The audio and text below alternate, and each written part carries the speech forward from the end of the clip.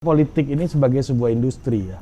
Wush, industri sekarang ya? Iya, industri dong. Karena perputaran uangnya gede. Gede. Tadi kalau bupati 15 M, gubernur, biaya konsultan, biaya macam-macam, biaya pecah belah.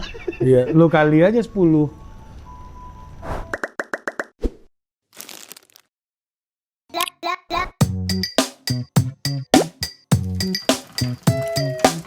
Kopi.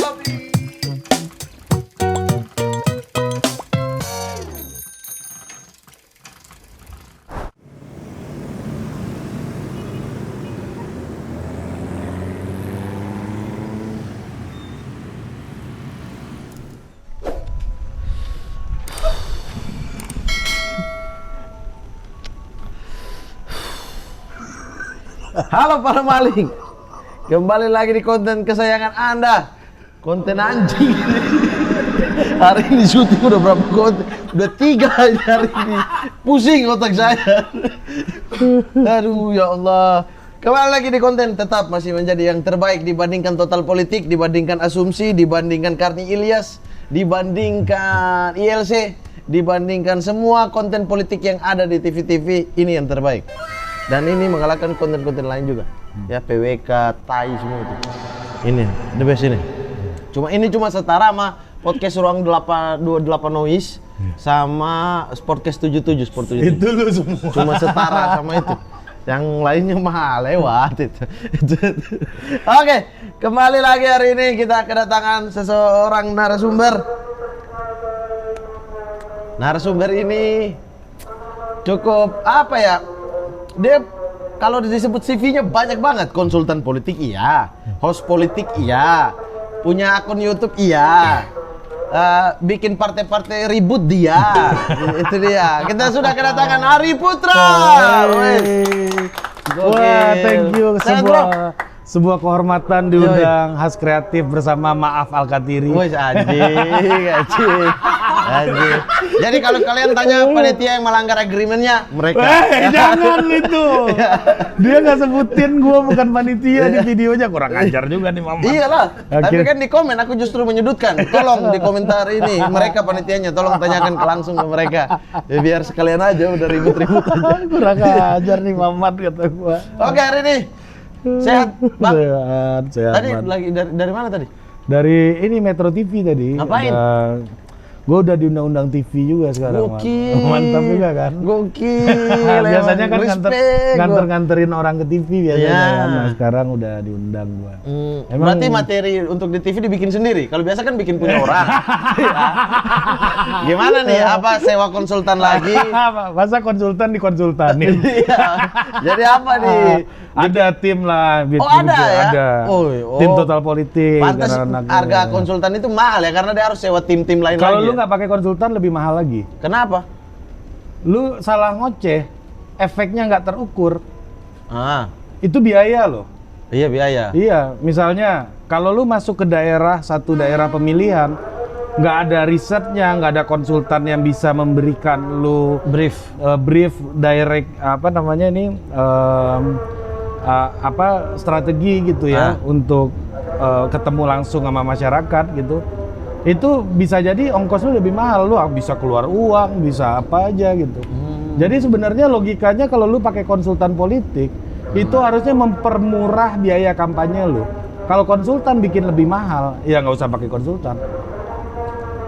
Konsultan bikin lebih mahal, Ya nggak usah lu pakai.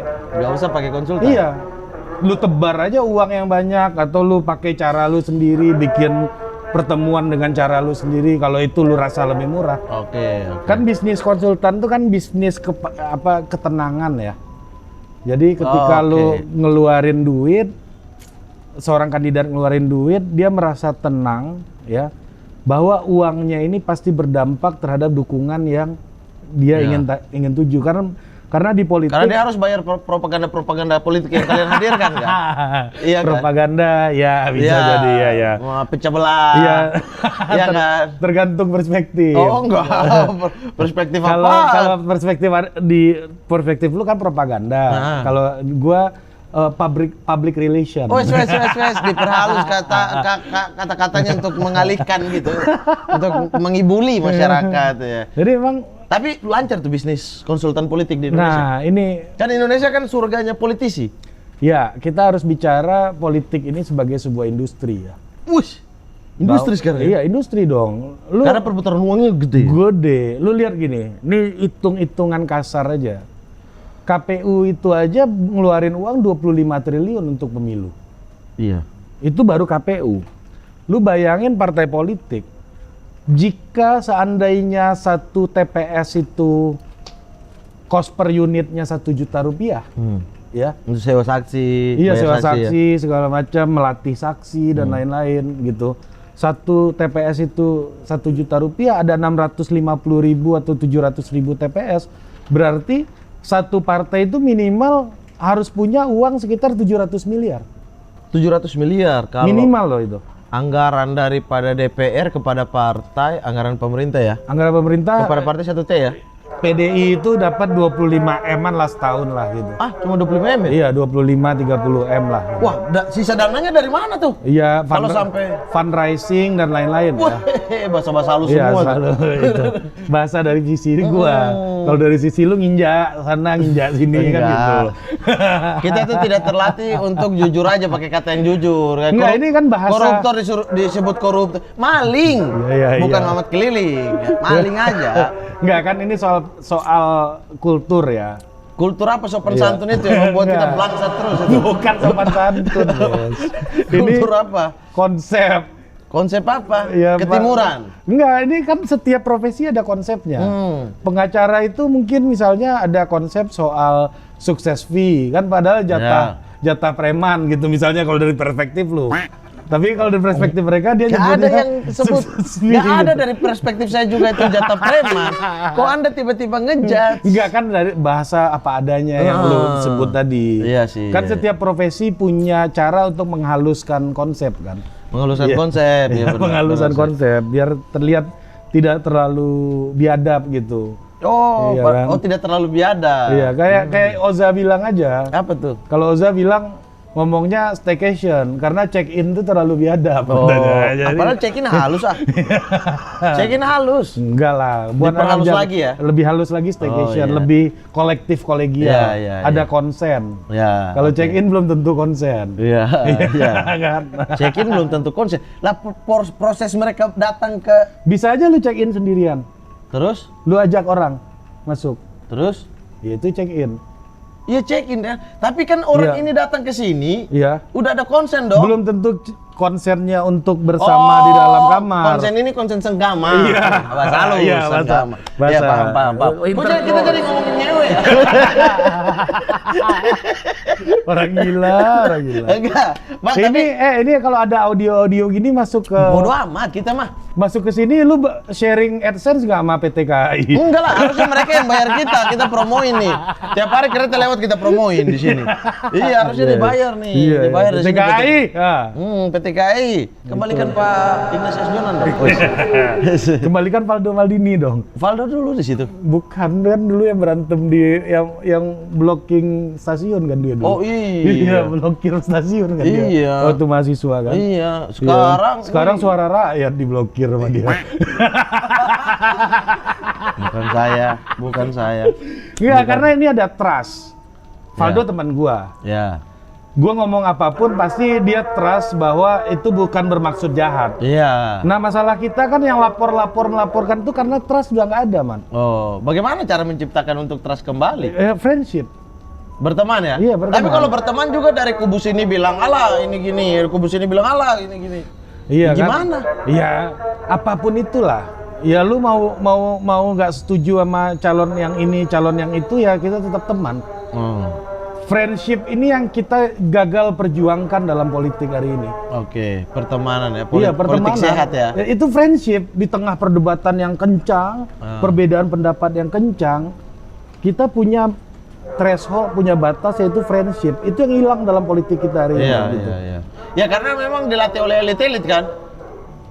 Satu dengan satu tidak saling bertegur sapa. Satu dengan satu tidak saling salaman. Yang satu dipeluk, yang satu enggak. Itu elit lama. Lah, elit lama sampai sekarang masih mereka. Maksud gua gini. Iya, yang tadi. Iya, elit lama oke lah. Kalau gua ngobrol sama Bang Adri selalu bilang lebih gampang nunggu orang meninggal daripada mengubah cara pandangnya kan. Iya kan? Iya. Nah, oke, yang lebih bahaya itu bukan itu. Yang lebih bahaya itu permusuhan itu diwariskan. Iya, betul. Ke Nah, generasi selanjutnya. itu yang lebih bahaya. Iya, memutusnya itu susah. Iya, memutusnya itu susah. Kalau lu udah punya dendam ini akan Ditularkan, terus menerus dan nggak akan pernah ada habisnya. Betul. Nah. Tapi ngomong-ngomong, Anda pernah jadi konsultan siapa aja? Ya, Anda jangan alihkan ya. Saya mau cecar Anda nih. Ya, ada lah beberapa ya. Mungkin gua bisa cerita, misalnya Pak Yoyo Ryo Sudibyo dulu Bupati Batang, Jawa Tengah. Oke. Ya kan, ada. Ya gua Itu menang tuh. Menang. Oke, Dan terus? waktu itu orang banyak, kalau lu tahu aplikasi Get Contact itu? Tahu. Yang ngecek nama-nama lu di handphone orang Ya. gitu. Nama orang nyimpan handphone gue tuh kebanyakan 2. Ari Yoyo sama Arif Aldo. Oh, karena Anda pernah. Cuma ini contoh sukses, ini contoh gagal. Iya, gitu ya maksudnya. Enggak lah, Faldo kan jadi pejabat sekarang. Lah, pejabat karena kalah. Kalah aja dia jadi pejabat. Iya. Itu politician, Bos. Iya, tapi kan turun level itu. Iya, tapi kan kalah jadi pejabat eselon 1 lah. Iya, eselon Bos, 1 lah. eselon iya. 1 kayak Faldo itu, lu itu kalau masuk ASN 30 tahun berkarir belum Ya, tentu lu sampai ke situ. 4B lah. 4A, Iya kan, 4B. belum tentu sampai. Dia Iya. lewat politik kalah aja dapat itu. Iya. Iya kan, apalagi menang dia. Betul. Iya kan? Mau minum Lihai apa? nih kawan nih. Minum apa? Tadi gua udah bilang sama yang Iya. di sini. Apa tadi? Apa? White coffee ya, white coffee. Oh, white coffee. Iya. Kita udah siapin pura-pura nanya aja. Bukan. Di sini mah jujur. Iya. Gak kayak konsultan-konsultan. Sosok dihalusin lah. Iya. Sosok inilah, Iya, itulah. gimana, Mat? Kita mah jujur nih, udah disediain. Tadi aku minta air putih nih, air putih. Lu jangan salah, di politik itu lu nggak bisa berbohong loh, Mat. Kok bisa? Banyak banget ya. Gampang ketahuan, apalagi sekarang. Gimana ketahuannya? Gampang banget ketahuan jejak digital. Iya. Iya kan? Tapi kalau berbohong di depan publik ngomong lain, di belakang meja ngomong lain, itu kan berbohong itu juga. bukan berbohong. Itu apa? Itu Ini malas nih sama konsultan. Berstrategi itu namanya. Aduh, kan Kan hampir- gini, Bro. Hampir berkata kasar gini, nih, kan? gini. Kenapa strategi? Lu jangan sampai dengan bahasa yang salah lu omongin, orang jadi kehilangan substansi dari pembicaraan lu. Ah, Makanya ketika kita bicara di YouTube, kita bicara di TV misalnya, ya, itu kan audiensnya beragam. Nggak semuanya bisa terima dalam tanda kutip keapa-adaannya lo. iya. Iya kan? Audiens beragam. Misalnya, jangankan politician, lu juga gitu. Materi off air lu sama yang di YouTube beda kan? Beda dong. Nah, sama politisi juga gitu. Iya. Iya, sama kan? Oh, gitu. Iya kan, karena hipotesanya adalah semua orang tidak bisa terima materi off air lu. Iya. Tapi kan ini materi dua hal yang diomongin berbeda. Bukan dua hal, misalnya kayak tiba-tiba di sini saya materinya mengkritik kereta cepat Jakarta Bandung, tapi kemudian on airnya saya memuji. Ya aneh dong. Yang terjadi di politik itu dua materi yang sama, dua tampilan. Nah ini. Nah, tapi ya Dua punchline lah istilahnya. Dua punchline, satu punchline. Itu bedanya Mamat sama politisi. Berarti nggak bisa jadi politisi saya ya? Mamat itu subjek yang independen. Wes, ini seneng nih ngomong. Iya kan? Mamat dia nggak punya tanggung jawab personal yang besar kepada Publik. orang lain, kepada institusi. Iya kan? Coba Mamat misalnya punya omongan Mamat itu adalah representasi dari omongan khas kreatif misalnya. Kan di sini nggak gitu kan? Enggak. Iya nggak kan? Mamat khas kreatif khas kreatif. Nggak bisa gitu. Nanti kalau ada yang ini mereka serangnya di aku doang. Biarin aja Has yang tanggung. Iya itu maksud gua lu beda, lu sama khas kreatif ini kan dua Udah sama aja. Sama. Kalau pas blunder sama. Nggak, tapi kan omongan lu bukan sikap perusahaan kan? Iya. Nah, tapi kalau- kan perusahaan punya tanggung jawab untuk Punya mengedit.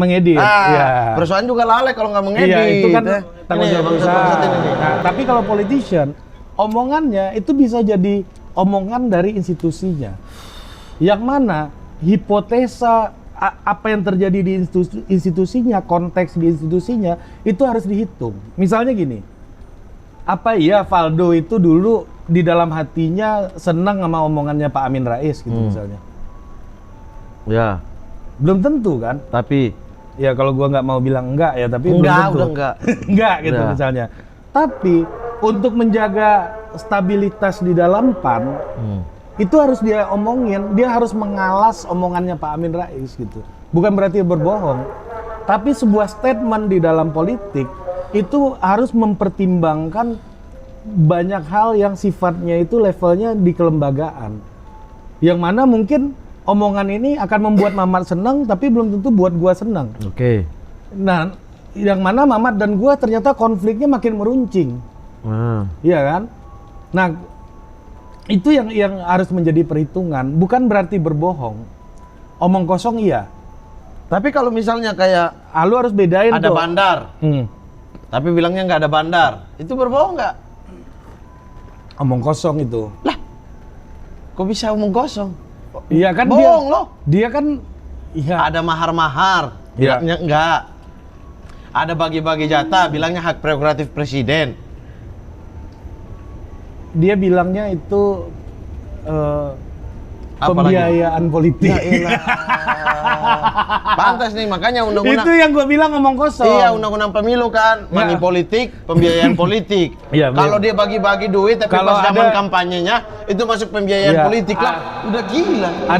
Ada komitmen perjuangan, ada yang bilang kayak gitu, ada yang bilang itu sebagai Makanya nggak cocok aku nih gini. iya makanya ini yang gue bilang di demokrasi itu memang membuat orang semakin bebas bicara, tapi itu anak kandungnya, dia punya anak tiri juga.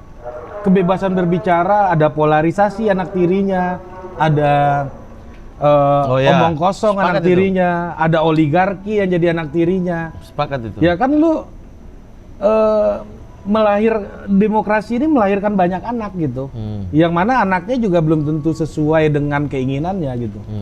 Ya kan? Belum tentu anaknya itu sesuai dengan Apa yang dicita-citakan Iya, gitu. Ya kita di keluarga aja jadi orang tua kita misalnya di antara kita bersaudara ada yang nggak sesuai dengan yang diharapkan Iya. juga, bahkan itu anak kandung Ada gitu. yang ribut warisan kan? Iya. Nah kan, itu kayak politik banget tuh, ya kan? Ada Nah. yang ribut jatah warisannya. Ini menarik nih omongan Mamat nih. Memang akhirnya dari perjalanan gua ya di politik itu, ya belum lama lah. Gua mulai aktif dan bekerja secara profesional dalam industri politik itu ya full time-nya itu dari 2012, part time-nya itu 2009 udah mulai. Nah. Kalau dulu kerjaan gue itu survei lapangan gitu, Mat. Jadi Data-data wawancara kan? nyata-nyata Iya, wawancara. Dan lu tahu nggak? Gue di tahun 2009 ke 10 itu pilkada Tangsel pertama, Mat. Gue jadi petugas survei. Itu gue masih ketemu orang yang takut di survei, Mat. Tahu nggak lu? Iya, Bang. Nanti nama gue dimasukin nih kayak 65 lagi nih kayak PKI dulu. Oh, mutasi Masih ada memori Iya, itu iya. pada saat itu. Kalau sekarang mah enggak, gue lihat ya. Kalau sekarang udah masyarakat udah mulai sangat sadar kalau dia mengisi survei itu opininya akan dilihat di level nasional gitu. Udah ada kesadaran itu. Kalau dulu enggak. Jadi gue berjalan tahun 2012 itu pilkada DKI Jokowi Ahok. Iya. Lu tahu tabloid Pilkada panas tuh. tabloid Jakarta Baru nggak? Ada dulu tabloid Jakarta Baru, gua bikin koran itu untuk dibagi-bagiin ke rumah-rumah untuk kampanye Jokowi Basuki tahun 2012. Kan JB Yang itu. obor rakyat itu kan deh. Obor rakyat tuh Pilpres 2014 dan Iya. tentu bukan saya. Oh, bukan Ada Anda. media lain tuh. Oh, ada. Dari mana tuh? Ya. Saya kemarin minggu lalu ketemu orangnya. Ya, gua Pura-pura nggak ngerti aja. gue ikut bikin itu di Cyrus Network dulu. Kemudian bos gue itu namanya Bang Hasan Nasbi, sekarang bikin Mikrofon Hasan Nasbi itu channel YouTube, bagus tuh ditonton. Nah dia yang bikin Teman Ahok setelah itu. Jadi ini pekerjaan di industri politik ya. Terus masuk setelah itu gue kerja di NGO pernah. Terus sampai ke satu titik gue bantuin Pak Yoyo di Batang Waktu itu tujuannya mau dorong dia ke Pilkada DKI. Nah, jadi cerita versi gua Pilkada DKI itu dulu awalnya rekomendasi dari Gerindra dan PKS sudah turun ke Sandiaga Uno sama Yoyo Riyosudibio. Udah dapat rekom karena kontrak gua sama Pak Yoyo waktu itu kesepakatan kami adalah Bapak harus dapat rekom. Perkara Bapak ambil rekomnya maju atau enggak itu urusan Bapak. Gitu. Nah, singkat cerita Pak Yoyo menolak untuk ngambil itu, akhirnya Mas Anies masuk. Waktu Di itu. rolling lah, Pak Sandi Di kedua. Sandi nomor 2 waktu itu. Nah, waktu itu di Kertanegara Pak Yoyo udah di Batang, bahkan Pak Prabowo mau memerintahkan anak buahnya untuk jemput Yoyo pakai helikopter ke Batang. Tapi Pak Yoyo sangat ragu waktu itu, ada persoalan-persoalan lain lah gitu. Nah, dan masuk ke sini gua kerja buat bantu Valdo. Waktu itu gua sama-sama staff jatuhnya sama Valdo, Mat. Awalnya, Mat. Di Ketua MPR Zulkifli Hasan. Oh iya, Pak Zul. Iya, Pak Zul. Jadi gue itu sama Valdo itu hubungannya sama-sama pegawai, teman kerja sebenarnya. Tapi memang sebagaimana di tempat kerja lain ya, ada temen lu yang suka tampil, ada yang enggak kan gitu. Nah, Valdo ini Valdo emang mancing tampil lah semua. Di istana tampil, di mana tampil, di oposisi tampil. Maunya apa sih Anda? Iya. Iya kan? Dan waktu itu ya gue sekalian support Valdo, dan gue diminta untuk bantu mempersiapkan waktu itu beberapa juru bicara untuk PAN, dan karena Pak Zul ketua PAN waktu dia jadi ketua MPR. Nah, singkat cerita, gue membaca bahwa politik Indonesia itu ada 2 algoritmanya. Keluarga dan agama. Oke. Keluarganya maksudnya dinasti? Dinasti dalam artian kata yang netral ya. Ini misalnya gini, ini perubahan kata nih. Kata diktator, negatif apa positif? Tergantung dari sudut pandang mana nih. Menurut lu negatif? Negatif. Negatif. Nah, kata diktator itu sejarahnya dulu artinya netral. Kata diktator itu netral karena dulu di masa Romawi diktator itu dipilih oleh senator untuk darurat. Tapi ada 2 orang diktator yang memimpin melampaui masa jabatannya. Jadi orang udah ditugasi selama krisis, terus dia melampaui masa jabatannya. Ya, berkuasa terus. Berkuasa terus. Salah satunya Julius Caesar. Julius Caesar itu dibunuh kan pada akhirnya oleh senat yang berkonspirasi gitu ya. Nah, diktator itu netral. Nah, menurut gua untuk dalam konteks yang gua omongin, kata dinasti itu bermakna netral ya. Bukan dinasti politik dalam konteks politik transaksional yang maknanya negatif. Tapi menurut di dalam konteks omongan gua, dinasti itu bukan berarti dia harus bertalian darah, bukan berarti bertalian darah mungkin gitu, kemungkinan besar iya. Ya, dalam resources politik ketika dia menutup akses terhadap orang lain, itu akan bermakna negatif seperti politik di salah satu wilayah di politik kita ya? Transaksional kita gitu salah ya. satu wilayah di kita lah. Banyak, nggak hanya 1. Iya, maksudnya paling Udah 2. 2 di mana? Enggak, yang rame banget. Oh iya, ada 1 provinsi lah. Yang ujung Jakarta. Iya, iya rame itu. Iya. Gitu. Dan belum tentu keturunan dinasti itu. Iya, dia membentuk apa kartelnya lah. Kartel politiknya. Ya, betul, kartel politik. Nah, di Indonesia itu tuh dinasti itu kayak kerajaan-kerajaan. Jadi memang pada akhirnya orang akan memilih dia akan mengabdi pada dinasti yang mana, Man. Termasuk konsultan-konsultannya. Tapi kan dengan bayaran. Dengan bayaran memang. Dinasti ini, misalnya gini, dokter keluarga lu pasti ada yang langganan kan? Iya. Kayak gitu juga di politik. Tergantung, kalau dia udah dimutasi pindah udah beda Iya dokter. kan akan ada orang baru lagi yang gantiin yang juga jadi kepercayaan keluarga lu. Nah gitu loh maksud gua. Iya. Nah jadi orang di Indonesia hari ini dalam demokrasi kita akan cenderung mengabdi kepada kartel atau dinasti-dinasti ini gitu. Iya. Tapi Bang, kalau tadi menarik tuh misalnya kayak anggaran partai ya. Dia mengeluarkan sebegitu banyak. Nah, kalau personal itu seberapa banyak, Bang? Ada undang-undangnya. Enggak, itu mah udah kita tahu lah. Maksudnya kita tahu yang mereka keluarkan itu gak ada batasnya. Ya, ini memang talk show ini di luar norma yang diyakini masyarakat. Bukan ya. diyakini masyarakat, justru yang diyakini masyarakat. Iya, oke. Karena bukan diyakini sebagian elit. Keluar buat apa? Misalnya untuk menjadi seorang bupati. Hmm. Kan kita selalu bilang kos politik kita tuh mahal, melahirkan pemerintahan juga yang mahal, bagi-bagi proyek mahal gitu-gitu kepada orang-orang yang menyupport duit gitu kan. Nah, emang untuk menjadi bupati misalnya di Batang tadi. Batang. Atau Batang 15 miliar lah. 15 miliar. Untuk jadi bupati itu. Ya. Segala macam tuh. Ya. Membangun isunya, membangun apa-apanya Ya, semua. sampai uang perjuangan dan lain-lain lah. 15 miliar. Itu APBD Batang berapa? Sekarang udah 1,7 T kali ya. 1,7 T. Ya. Anjir. Ya. Jadi gini juga sih, Man. Berarti gak semua orang dong bisa jadi bupati kalau Iya, memang nggak semua orang, sama kayak gue bilang tadi. Orang yang berduit aja. Emang nggak berarti. semua orang juga bisa bikin partai. Mau gimana 800.000 gimana? Lu nggak mungkin bikin partai baru udah. Iya. Kalau bukan oligarki.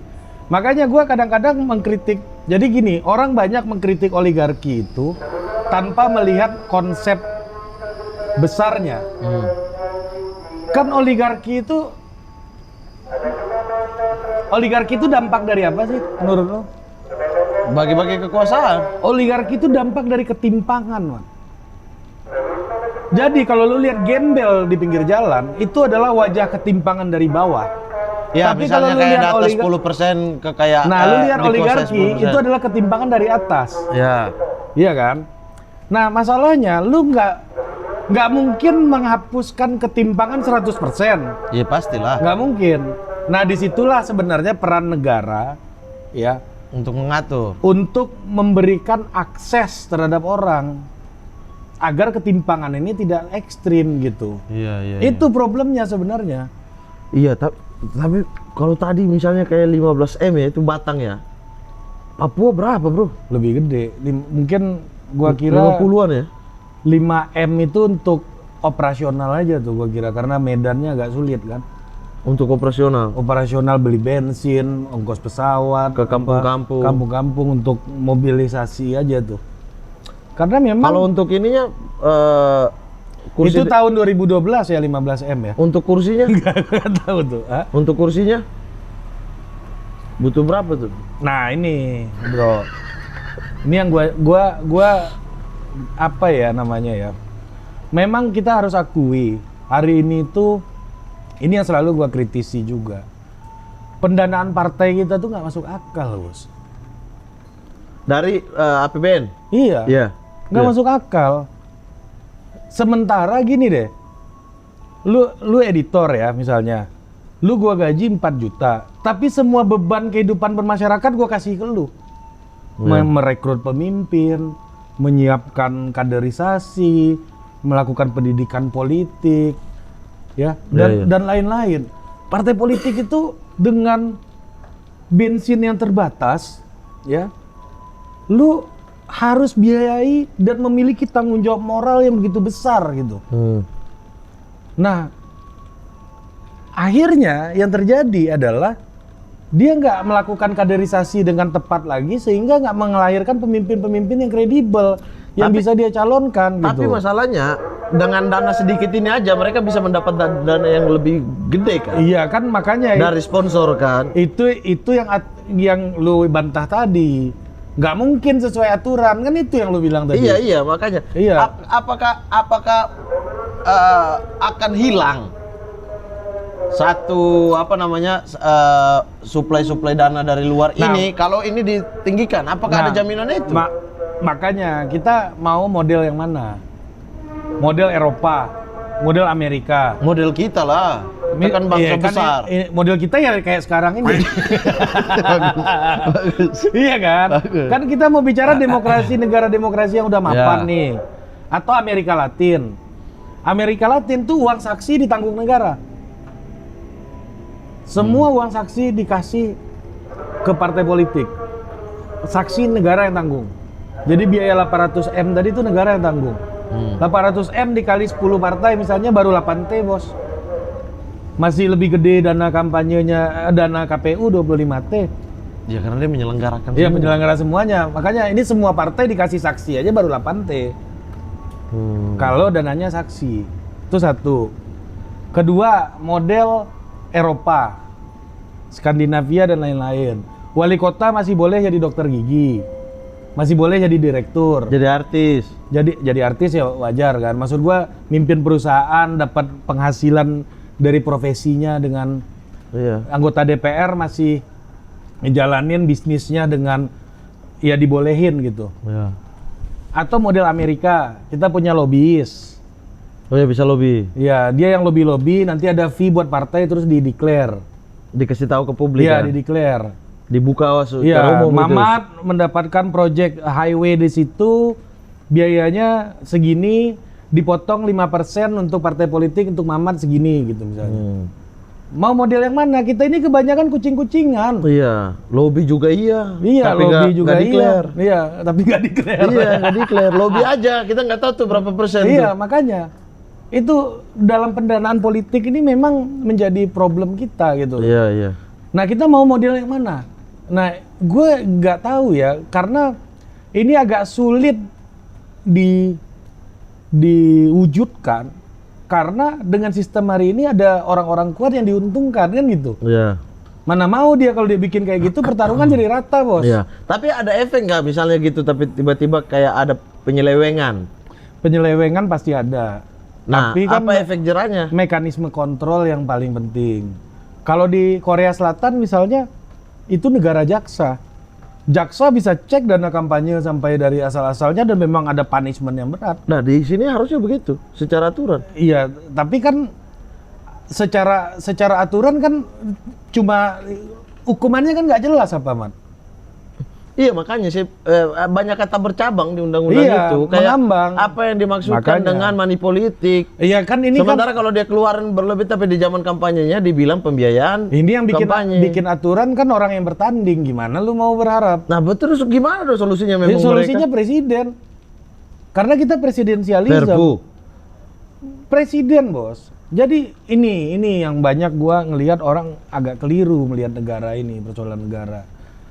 Presiden itu ya, kalau gua ibaratin perusahaan nih, 50% saham tuh punya DPR, 50% punya eksekutif. DPR 50% itu 9 partai. Presiden sendiri 50%. Jadi kekuasaan presiden tuh begitu powerful.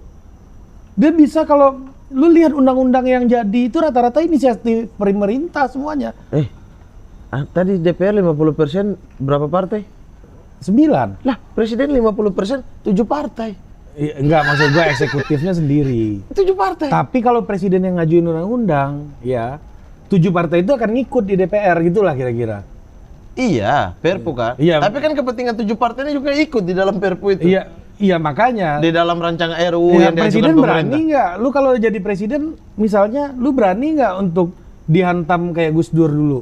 Iya. Kan perjudiannya kayak gitu. Berani nggak misalnya tiba-tiba bikin dekret ngebubarin partai A, partai B gitu misalnya? Kan resiko politiknya juga besar. Nah ini yang menjadi problem kita hari ini.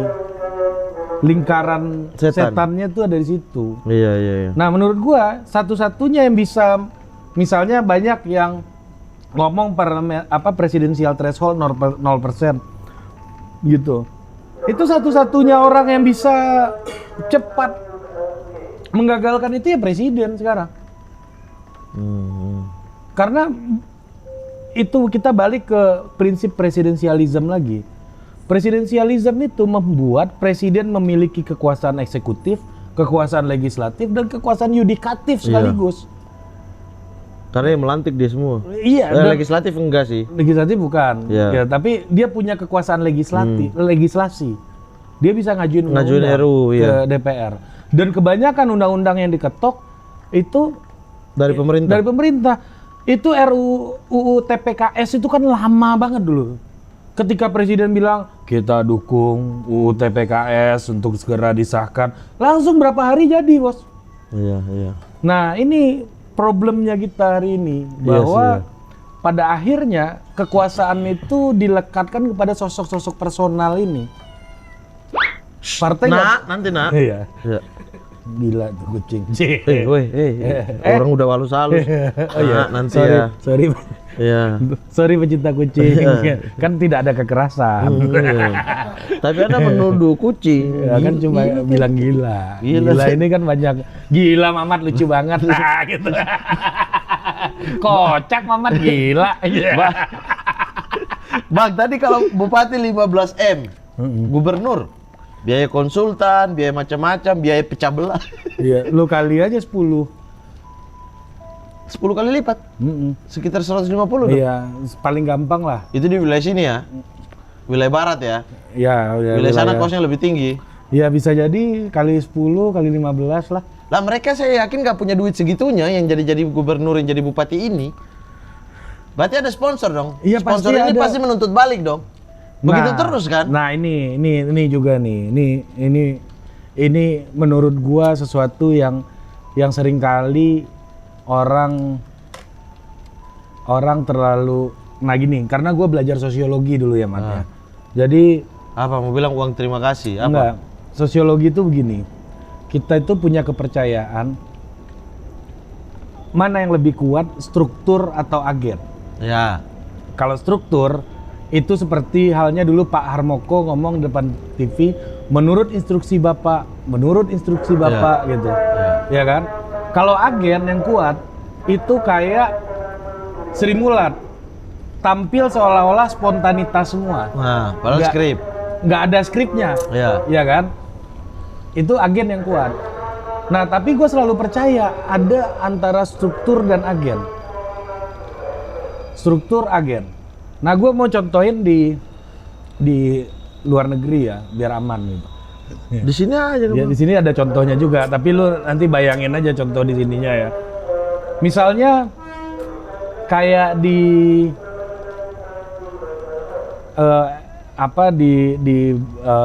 Philippines gitu misalnya. Undang-undang kepartaiannya lebih sederhana daripada Indonesia. Orang lebih mudah bikin partai. Partai kanan, partai kiri lu bisa bikin dengan mudah di situ. Ya. Akibatnya apa? Orang bikin partai untuk nganterin dia jadi presiden. Oke. Iya kan? Kalau di sini kan nggak bisa. Kayak gitu. Pernah terjadi Pak SBY dulu? Ya dulu, sekarang maksud gua. Iya. Sekarang sekuat-kuatnya presiden pun ya, dia harus salaman sama partai kalau mau dicalonkan. Ada kontrol gitu. Itu kalau kita bilang struktur yang lebih kuat. Tapi juga gua ngerasa seseorang kalau udah menang pemilu sangat banyak kayak Pak Jokowi misalnya, itu agak susah juga. Siapa lu ngatur-ngatur gua? Banyak juga yang ngasih ke gua nggak minta apa-apa. Kan bisa kayak gitu. Iya. Iya kan? Ya, terus solusinya untuk daerah tadi? Nah, gua mau jawab bahwa ketika seorang pejabat politik dia duduk di jabatan tertentu, kekuatannya adalah kekuatan politik itu sendiri. Ya, Diplomasinya? enggak, kekuatannya dia adalah kekuatan politik itu sendiri. Struktur negara, birokrasi, terus kekuatan partainya di DPRD dan lain-lain. Seorang bohir politik pun juga harus hati-hati mau minta tolong dan harus menghitung juga maunya si pejabat politik ini apa. Jadi di dalam politik kita gue nggak terlalu percaya ada orang ngasih gelontoran gede terus dia bisa atur semuanya, itu gue nggak terlalu percaya. Oh, saya percaya itu. Gue nggak. Karena pernah apa? terjadi depan mata saya. Enggak, karena pasti bos, mungkin 1-2 bulan bisa. Di bulan ketiga mulai lawan-lawan dikit. Enggak. Bulan keempat mulai lawan-lawan dikit. 2 periode nih. Iya kan? 2 periode nih. Itu yang lu lihat dia diatur. Di belakangnya gue yakin pasti ada hal-hal yang mana dia tuh bisa nolak. Karena ya itu tadi. Nolak yang lain, kasih yang lain, kan sama aja. Iya, makanya itu gue bilang menjaga keseimbangan politiknya. Misalnya bahkan gue nemuin beberapa kepala daerah ya, Mat. Ketika ada orang yang ngelobi dia, proyeknya dikasih ke lawan politiknya. Supaya apa? Kalau lu terlalu kuat, ya, lu bisa hantam gua. gue harus bangun kekuatan lain juga buat hantam lu. Oh iya, mengambil lawan politik untuk masuk di Iya, dalam gerbong, gitu. melepaskan gerbong lama kan? Enggak, belum tentu melepaskan Iya, gerbong iya, lama, beberapa. tapi menjaga keseimbangan Iya, gitu. iya. Nah ini di Indonesia itu ada istilah the leadership of ambiguity gitu, kepemimpinan yang ambigu gitu. Jadi kalau kita lihat dari sejarah politik kita di Indonesia, dari kekuasaan Jawa dulu, itu sangat dekat dengan metafor ada istilahnya the man of prowess. Jadi raja itu adalah orang yang nggak boleh ikut berkonflik, tapi dia adalah solusi dari semuanya.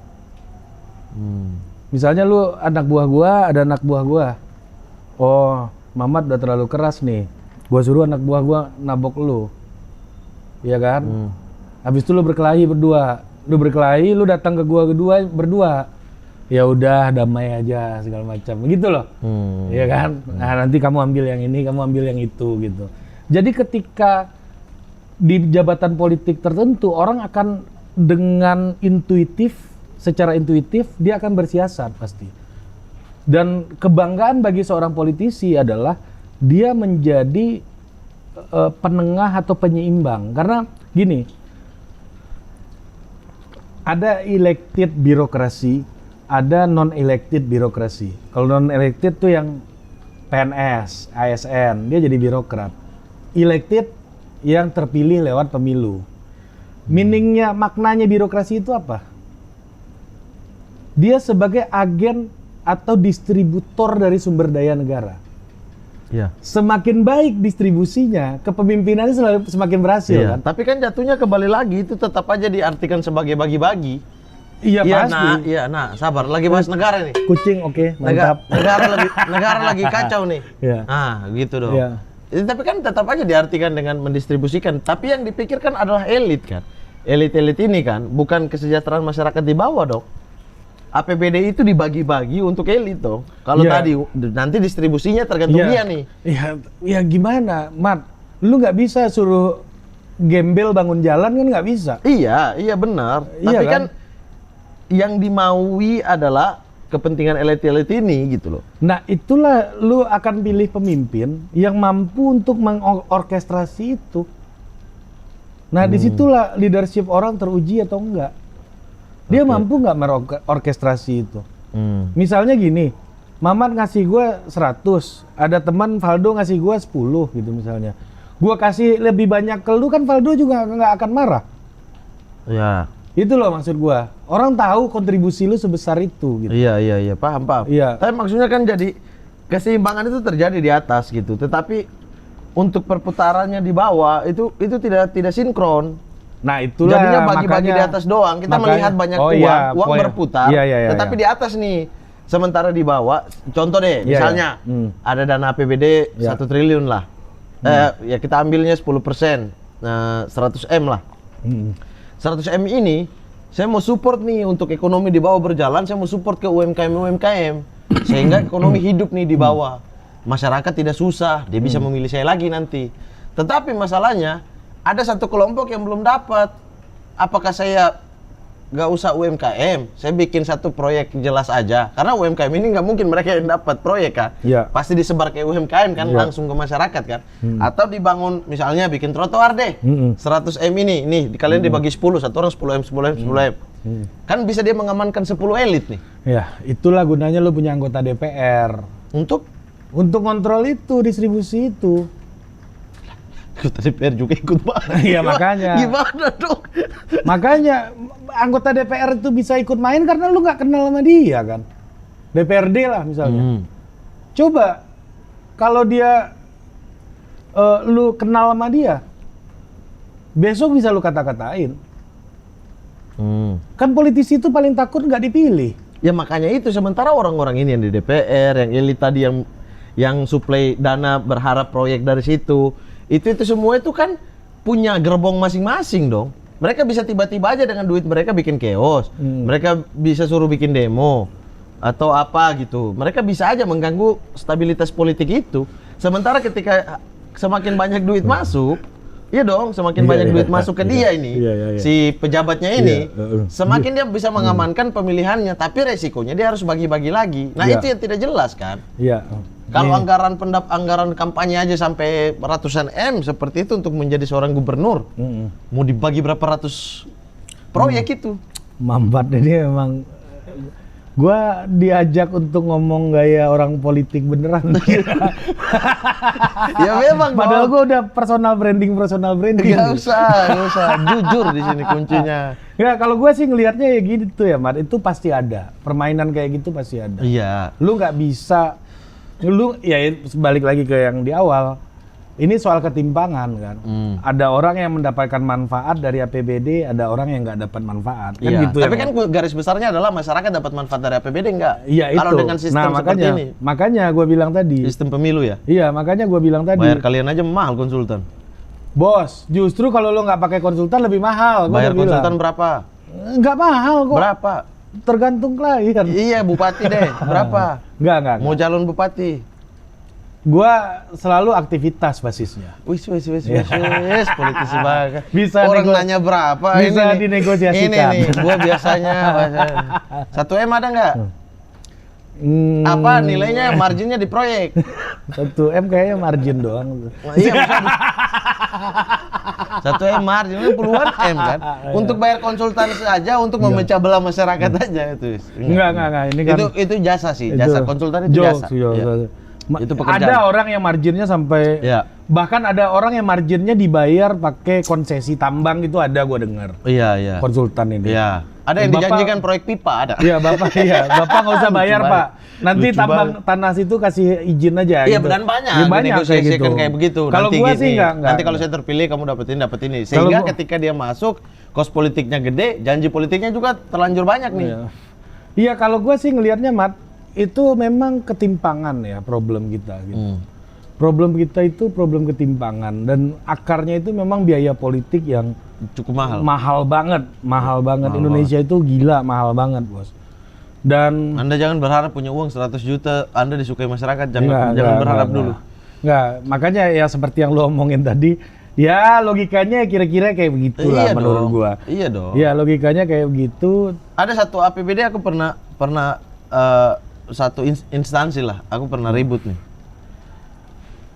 Ini dia butuhkan A, B, C, D gitu. Tapi misalnya dia membeli gelas ini, harganya satu gelas ini 10 M. Nah, sementara instansi ini butuh gelas ini nih.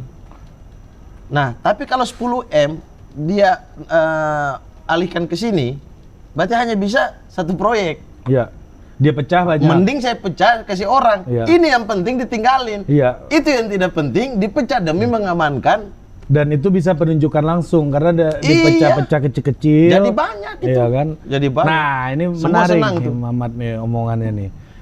Ini yang jarang dibahas orang nih, Mat. Tahu nggak? Ya lu? karena daerah, semua orang kan ini yang Karena nasional. gini ya, Mat. Itu tuh politisi kita takut ngomong kayak gitu. Nah, itu yang tadi di awal saya bilang. Tahu nggak lo kenapa? Apa? Karena dia akan berhadapan dengan birokrasi. Itu permainannya udah di eselon 2 tuh yang kayak begitu tuh. Iya. Iya kan, di level birokrat pelaksana. Iya. Iya kan, kita selalu banyak mata kita tuh ke parpol, ke kepala daerah. Tapi birokrat nih kan nggak tersentuh banyak gitu. Nah, memang itu kan udah engineeringnya udah dari tahun ke tahun kan. Tahun lalu mungkin rekanannya kalau dicek tahun lalu sama tahun sekarang orangnya itu juga tuh. Rekanan yang dapat proyek yang dipecah banyak itu gitu. Dan biasanya punya klik dengan dukungan politiknya dia, ya kan? Itu banyak terjadi. Nah, memang pada akhirnya menurut gua disinilah peran-peran kayak BPK, terus PPATK, KPK, kejaksaan, KPK gua rasa agak sulit karena human resources-nya terbatas kan. Dan dia Nggak ada di terpusat daerah di kan. nasional, ya. Iya kan, lembaga-lembaga. Jadi KPK itu kan dulu essence-nya adalah lembaga yang diciptakan ini lantai kotor. Sapunya juga kotor. KPK itu dulu tujuannya untuk ngebersihin sapunya. Biar kalau nyapu lantai jadi bersih gitu. Nah, itu yang menjadi problem gitu hari ini gitu ya. Apakah tujuan itu sudah tercapai atau belum gitu. Iya sih. Nah, kalau biaya politik yang balik lagi ke soal biaya politik tadi ya, memang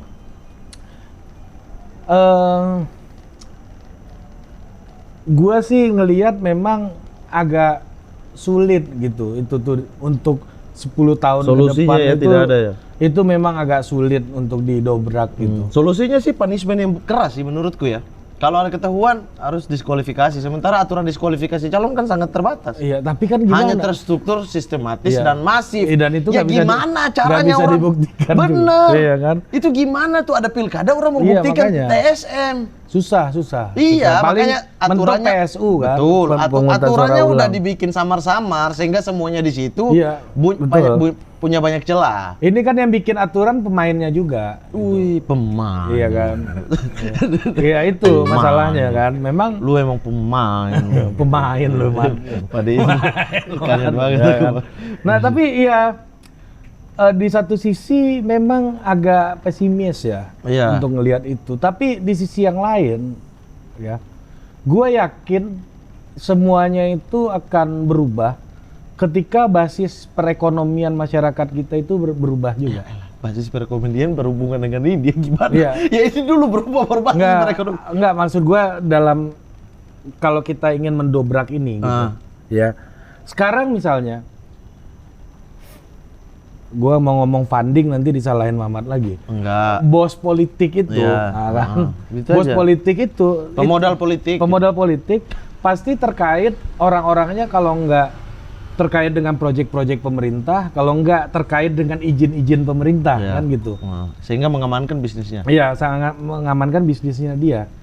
Nanti lu bayangkan kalau misalnya kita ini bos-bos politiknya itu adalah perusahaan-perusahaan inovasi gitu.